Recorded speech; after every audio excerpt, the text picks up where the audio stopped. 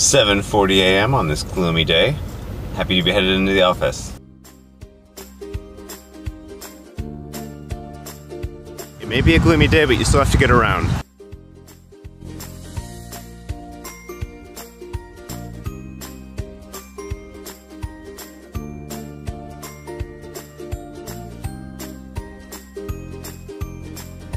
Just got done with a jam-packed day at work.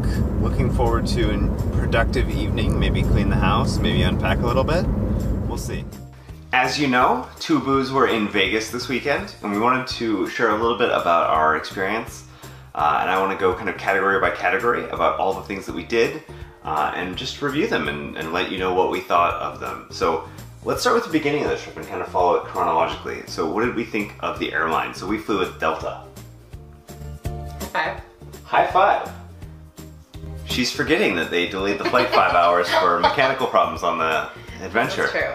I would still give them 5 stars out of 5. They were nice. They gave snacks.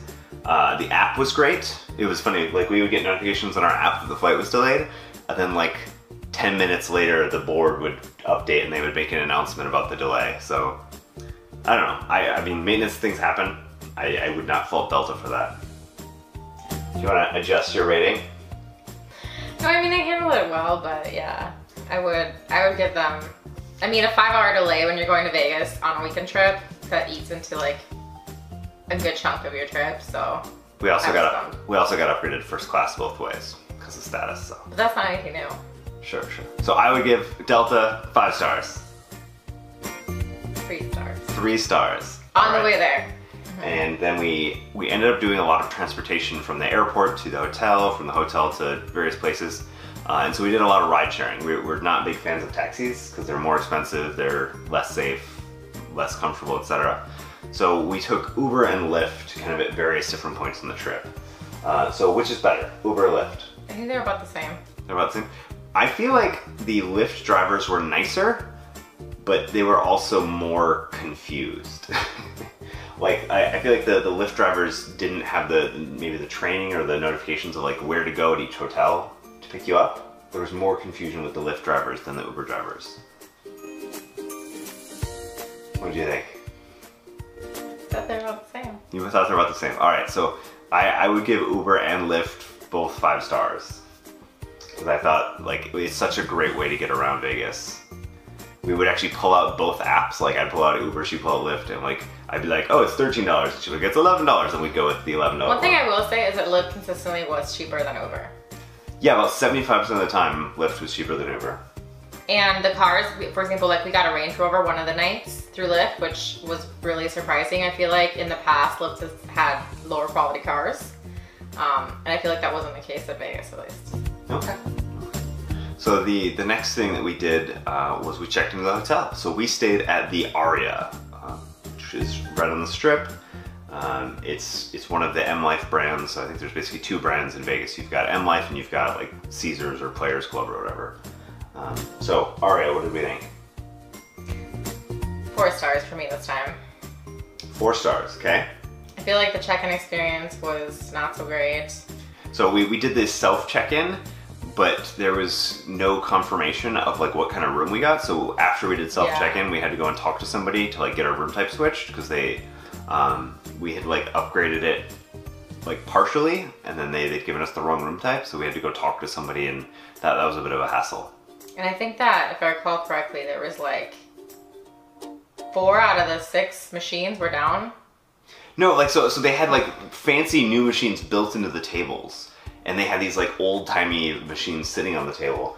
And the fancy new machines, none of them were like, I think they just weren't turned on or something. That's what I think, but it still felt like, yeah. The mobile check-in, cool idea, not the best execution yet. And like, nobody else used it. I don't know if that's telling or not. No, I think nobody else even knew how to use it. I saw some people saying like, hey, what's that over there? So what about the room then? So, I mean, I love how high-tech the room was. It was not as nice as I expected because we stayed at the Aria before and it was kind of nicer. This one was a little bit dirtier. Like, so my towel was a little bit dirty. It had a weird smell the first night. One of the lights was burnt out. Yeah, one of the bulbs was burnt out in the bathroom. Oh, the right sink wouldn't like flush. All the water drainage was like very loud. just weird like stuff like that. That's not really a big inconvenience, but just kind of like. Yeah, I love the view. The view is absolutely fantastic. The like view of the pool, like the fitness center was amazing. The pool, if we'd gone, would have been amazing. So I think one of the most frustrating things about Aria is like it's right next to the Strip, but it's like an extra 6-7 minute walk between Aria and the Strip. So I mean, and having to walk through the shopping center. Yeah, I don't know if I would want to be on the Strip because then it's like noisier, but yeah, I don't know. So overall, Aria, what do you think? 4 stars. 4 stars? I give Aria 5 stars. So this is. You give everyone a 5 star. Yeah, maybe. 5 for you. 5 for you. What else did we do? So we saw Le Reve, The Dream at Wynn, which was a water-based show. So like imagine instead of a stage, there's like a pool and then like things coming up and down under the pool. What do you think? I'm torn between a 4 and a 5. So it was oh god, it was so great and I would probably watch it again. But I felt like, I mean, we talked about this, how we were kind of falling asleep. Okay, so the storyline was a little bit our vacations, our sleep patterns get completely messed up. Like we'll stay up too late the first night, or not. Like we'll go to bed too early, and then we'll be up at odd hours. So at the time we actually got to the Wynn and to Le Reve, the show, we were both like passing out. Like I think I fell asleep at one point, and you like woke me up.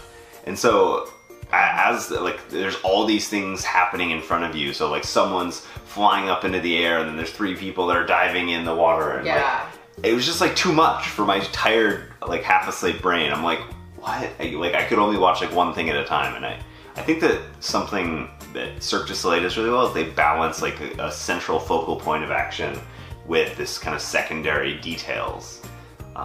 So I would give, actually, I'm gonna adjust my rating. I would give Le Reve 4 stars. Agreed. Okay.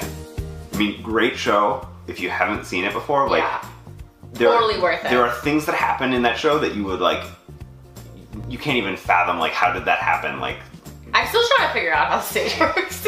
So like, there's a stage that comes up and down, and there's a bunch of people swimming around. And then one of the effects that they did over and over is the fact that like, people would jump in the water and just disappear. So, where did they go? Where did they go? They swam off to the side. Babe, I know. They just swam off to the side. I know, but I'm still trying to figure out. But you couldn't see it, right? And then like they would do the opposite, where they would just magically kind of appear. Very cool effect. So at one point on Friday night, we had lunch at Tom Urban's. What do we think? I would probably a 3 star. It was very average, but I mean like 3 to me is like average, right? Like the prices were good. If you're into drinks, there was plenty to drink there. It was very lively, but like for me, the food wasn't amazing and the music was so loud that I feel like I could barely. So my problem with Tom Urban was that it was just too loud, just like you said. It was, you could not have a conversation there. Maybe it was great if you're like 9 beers in and you're like screaming at everybody already. But for a dinner like with 2 people who wanted to talk to each other, not an ideal place. I'd give Tom Urban's like a 2 stars. Maybe even 1. It's just, I think it's average. Oh, so my expectations for Vegas are very high, and like I love a lot of things there because they do a really nice job, and that's why I'm giving away so many 5 stars. But like when the expectations and the stakes are that high, like there's so many restaurants there, there's so many choices. It's like a 1 star for me. 1 star. 3 stars. All right. So we went to the Aria Buffet for brunch, which is included as part of the room. Yeah. So somehow Steph found us a deal where they gave us like a $70 credit towards brunch every day. Every day, which kind of sucks because then you don't get to try other buffets, but it's kind of really awesome because you have a buffet paid for you. I thought they had a good variety. Like they only had like 4 or 5 of my favorite things instead of 10 or 20. So that's kind of frustrating, but I don't know. I would give it like a 3 stars. Same, 3 star. I think there's not a lot of variety. There's strange cuisine that I wouldn't expect there to be. I mean, which is great, but then they kind of leave out like basic stuff like pasta, which I thought was crazy. There's always a line regardless of whether you get to skip the line or not. I don't know if you want to talk about that, but there's still a line. Yeah. It to me is very average. It's definitely not the Buck and All. Like if you want to go do a 5-star buffet, go to the Buck and All at Caesars. So we did get to skip the line, as Steph said, and how we did that was the previous day on Friday night while we were exploring the MGM Grand. We asked someone to get our M Life cards printed out, and they did, and the guy was like, hey, why don't you get the M Life credit card? And we're like, what's that? And so he talked us into getting the M Life credit card, and so they immediately bump you up to the next like loyalty tier because we were trash, nobody's in the loyalty program, and then they bumped us up to Pearl, which is like almost trash, nobody's. But the one benefit we cared about was that you could skip the line at the buffet, and so there were probably 40, 50 people waiting in line at the buffet each day, and we just skipped the line, which was really nice. The other thing that you get more points, but like we don't spend enough for it to be. You do. I mean, the one thing why you want to sign up for the loyalty program, just in general, regardless of whether you're like the bottom tiers, you get these special rates. So the fact that we got our buffet comped every day was part of a special rate that was offered to people that sign up for the program. So to me, it's worth it regardless, but nothing special. Okay. Next day, we went to, in the Aria, there is a nice French restaurant called Bardot. What do we think of Bardot? So, okay, Steph had a bit of a trouble at Bardot where they didn't, I ordered the duck. The duck. The duck. What does that mean? The duck. And right? they have two duck food items. One is the duck wings, which is an appetizer, and the second is a duck breast, which is the entree. And so when I said the duck, I guess they didn't understand. They brought out the wings instead of the entree course. So. And then she sent it back, and then it took like, I don't know, 25 minutes to remake the duck. Like the manager came by and he's like, oh, how is everything? And Steph's like, I still haven't gotten my food. Once we got the food, I don't know, it was very good. It was very good, yeah. I mean, I would give it a 4. I mean, they were very friendly. The service was excellent. The food at least is interesting. So if you're into trying, different things, it's fun. They did bring out like a courtesy foie gras dish for having messed up the duck situation. but yeah. They called it adult peanut butter and jelly because it was like foie gras plus jelly on bread. Yeah. It was weird. It was bizarre, but it tasted great. So how many stars would you give it? 4. I'd give it 3. Apparently I have really high standards for restaurants. Weird. News to me. All right, then the following night, we also booked tickets to a Cirque du Soleil show, Ka. I really liked this. The moment you stepped into the theater, there was like this atmosphere that they created because the entire theater is like built on, I don't know, this really intricate like cave scaffolding pattern. And they have like actors in it like on like climbing ropes, spinning around and swinging like all over the place. I love the atmosphere they created. I'm trying to remember. I mean, I felt like, I mean, the storyline was really nice and different. Other shows like Reve, for example, like Cirque storylines are always very solid. I like that. The music was also really nice. I'm trying to think of, like, there was something that like wasn't quite there, but I can't remember what it was. So normally with any of these shows, there's a stage, right? So Reve kind of didn't do that, but then also Ka didn't do that, where they didn't have a stage. I was very perplexed when we sat down because I'm like, where's the stage? It was just like mist into a void. And what happened was they had this ginormous arm that would lift the stage and it would like move it back and forth, and they would bring in and out other like platforms. And so the entire show happened kind of in the air on moving platforms, and that was really well done. I was impressed by the arm because it probably weighed like, I don't know, 10, 20, 30 tons, and it like lifted hundreds of people up in the air. And it was everything from like climbing walls that they were doing like acrobatics on, all the way to like a stage, to like a boat. It was very, very well done. Yeah, it was cool. We weren't quite sure if we had seen it or not, so we were very pleasantly surprised when we had it. Oh, there was a really nice touch to in this theater where the seats to every chair had speakers in them. And so you had like this ambient music going on all around you, and then in your chair you had like one stream to make sure you were hearing certain things. That was so cool. So Ka, 5 stars. 5 stars. So we also went to an Italian restaurant called Rao's, R-A-O''S. What do we think of? Was it in Caesars, right? It was in Caesar's Palace, yep.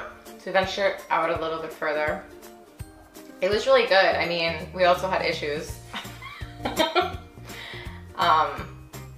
Yeah, they undercooked your steak, but like I told them, I mean, they checked in after 3 minutes, which is a little bit long for my taste, but they checked in, they're like, oh yeah, sure. And then they like took it away, heated it up more, brought it right back, and then it was just fine. It was delicious after that. The weird thing that, like, so okay, maybe other people understand this, but I don't understand this about restaurants, is when you cut off a couple pieces of your steak and you send it back, and then they bring back like each individual piece cooked, I always feel like a little bad. I'm like, yeah, that's the piece that I was gonna eat that I cut off, that you then had to kind of manage back and forth onto plates and trays and ovens. I thought but they did a nice job. Yeah, the pasta was great, and then they did a really nice touch. They knew it was our anniversary, right? I don't think when we booked the open table, you know, it says whether you're celebrating anything special, and because we were there for our anniversary, they brought out like a little, you know, dessert dish with happy anniversary written on it. So it was really, really nice, really special touch, I think. Really nice touches. All right, what do you think of Rao's? I give them a 5 star. I'd also give them a 5 star. I think that was probably the best meal we had. Little overpriced. A little overpriced. Not the best service. A little bit more casual than I think I was hoping for, but we were casual too, so it wasn't a big thing. Delicious. Delicious. The other delicious thing that it's impossible to rate because we stopped so many times was all the ice cream. I probably had gelato 4 or 5 or 6 times at like different restaurants at the Aria Patisserie. So gelato, get some gelato if you're in Vegas. Really yummy. Anything else we want to say about our Vegas trip? We are really excited that we were able to go on this trip. We can't wait to see what's going to happen on our next adventure. Good night. Bye.